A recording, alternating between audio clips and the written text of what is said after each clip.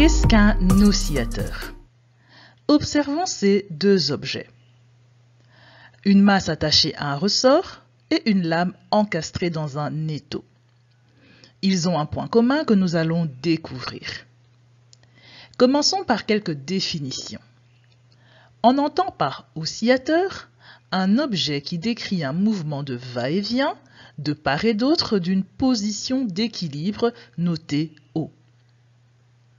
Ces oscillateurs réalisent une oscillation complète lorsqu'ils font un trajet partant d'une position extrême jusqu'au retour à cette même position extrême.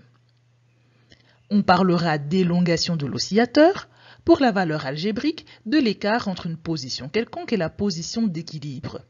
Elle s'exprime en mètres. On parlera d'amplitude pour décrire l'élongation maximale par rapport à la position d'équilibre. Elle s'exprime en mètres également. Nous pouvons également définir la période d'un oscillateur, qui est la durée d'une oscillation complète. La période s'exprime en secondes. Et enfin, la fréquence est le nombre d'oscillations complètes effectuées par seconde. Celle-ci s'exprime en Hertz.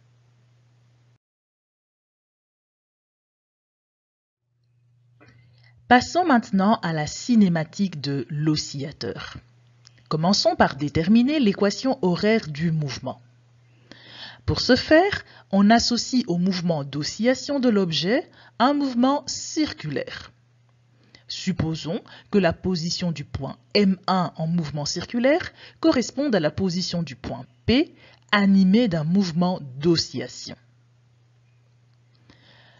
On pourra donc déterminer l'élongation, qui sera le segment OP dans le mouvement d'oscillation, ou le segment M1, M2 dans le mouvement circulaire.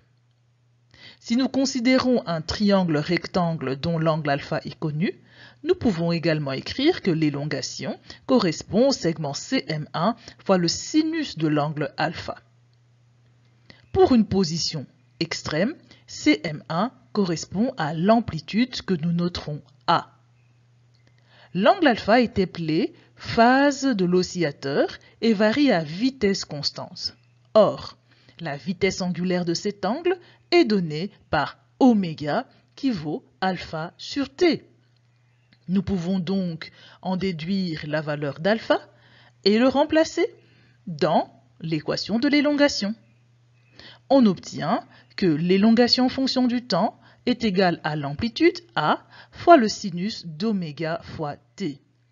Oméga est ce que nous appellerons la pulsation de l'oscillateur et elle s'exprime en radians par seconde. Dans le cas général, il faut tenir compte d'une constante de phase à l'origine et l'équation horaire devient A fois sinus oméga t plus phi. En ce qui concerne l'élongation en fonction du temps, on observe que le graphe est une sinusoïde.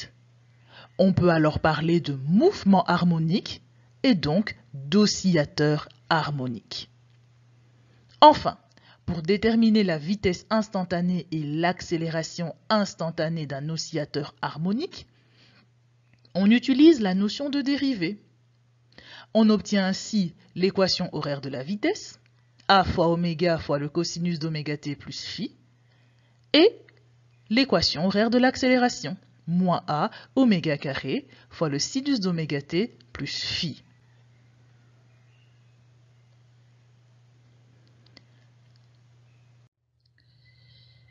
En ce qui concerne la dynamique de l'oscillateur, nous pouvons donner les caractéristiques de la force qui produit un mouvement harmonique. Celle-ci est proportionnelle et de signe opposé à l'élongation. On parle de force de rappel. On peut donc écrire que la force en fonction du temps vaut moins K l'élongation en fonction du temps, K étant une constante de proportionnalité. Selon le principe fondamental de la dynamique, la force dépend de la masse et de l'accélération d'un objet. Nous pouvons donc écrire, en remplaçant l'accélération par sa valeur, que la force est égale à moins m fois a fois oméga au carré fois sinus oméga t plus phi.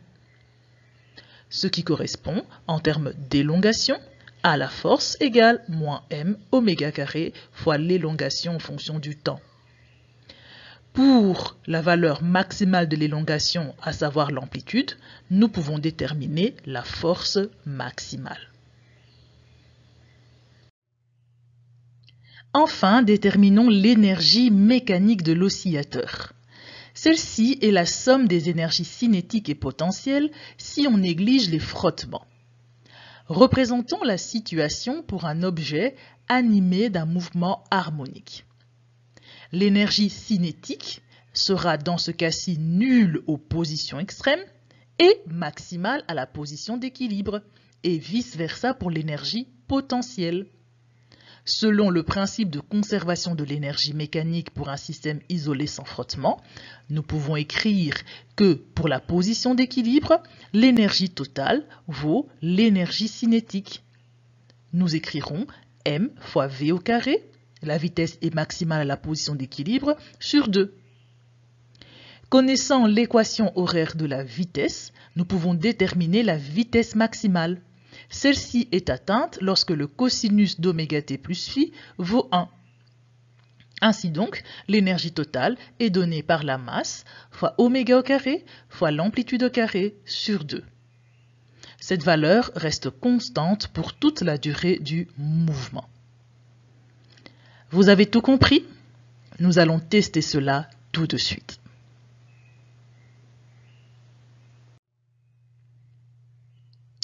Considérons un piston de moteur à explosion. Celui-ci effectue 3000 oscillations par minute.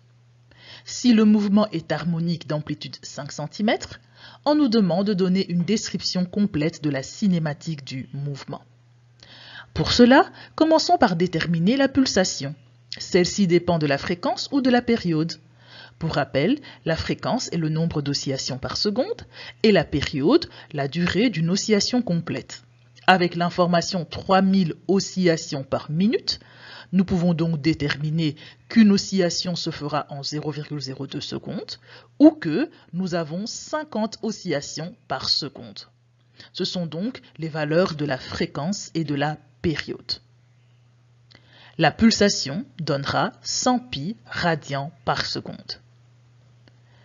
Écrivons l'équation horaire de l'élongation en remplaçant les valeurs connues et en convertissant l'amplitude en mètres. Nous pouvons écrire que l'élongation en fonction du temps vaut 0,05 fois le sinus de 100 pi fois t. En ce qui concerne la vitesse, lorsque nous remplaçons les valeurs connues, nous obtenons 5 pi fois cosinus de 100 pi fois t. Et enfin pour l'accélération, nous écrirons moins 500 pi au carré fois le sinus de 100 pi fois t. Voilà, vous savez désormais ce qu'est un oscillateur et quelles sont ses caractéristiques. Félicitations.